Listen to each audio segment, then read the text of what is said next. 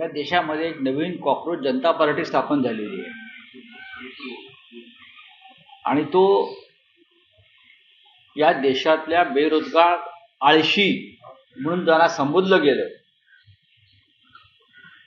देशाच्या मुख्य न्यायाधीशाकडून, अशा तरुणांचा उद्रेक दिसतोय मला किंवा संताप दिसतोय या सगळ्या प्रकरणावरती. ते एक व्यंग आहे आणि कॉकरोच जनता पार्टी सुद्धा व्यंगांच्या माध्यमातून सिस्टीमच्या विरुद्ध लढताना मला दिसते सध्या सोशल मीडियावर. व्यंग हे राजकारणातलं सगळ्यात मोठं हत्यार आहे, लक्षात घ्या. व्यंग हे राजकारणातलं सगळ्यात मोठं हत्यार आहे.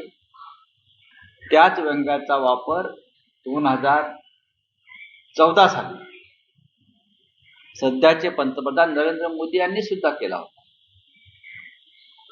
हिंदुहृदय सम्राट शिवसेना प्रमुख बाळासाहेब ठाकरे हे व्यंगचित्रकार होते आणि शिवसेना पक्षाची स्थापन करण्याआधी त्यांनी व्यंगचित्राच्या माध्यमातून सिस्टीमवर हल्ला केला आणि त्यातून शिवसेनेचा जन्म झाला, एवढंच मी सांगू शकतो. तर त्यांचं काल अकाउंट, ट्विटर अकाउंट विथ करण्यात आलं, म्हणजे थांबवण्यात आलं भारत सरकार. असं आहे की भारत सरकार कोणाचं ट्विटर अकाउंट किंवा समाज माध्यमांवरील अकाउंट बंद करत नाही, सगळ्यांचेच करते.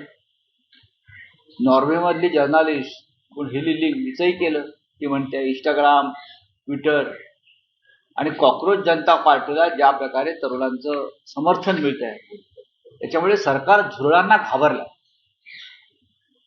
आणि झुरळ हा कठीण परिस्थितीत जगतो.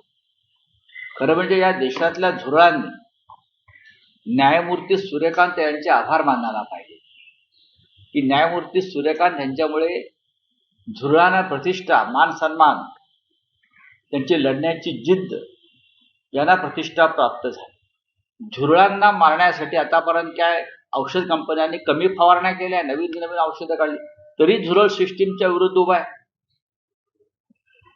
आणि ते झुरळ किती ताकदीचं आहे हे न्यायमूर्ती सूर्यकांत यांच्यामुळे जगाला कळलं. त्याच्यामुळे यापुढे आळशी बेरोजगार झुरळांना, दोन पायांच्या झुरळांना या देशामध्ये चांगले दिवस येणार आहेत आणि दोन पायांची झुरळं ही सरकारला सळो की पळो करून सोडणार.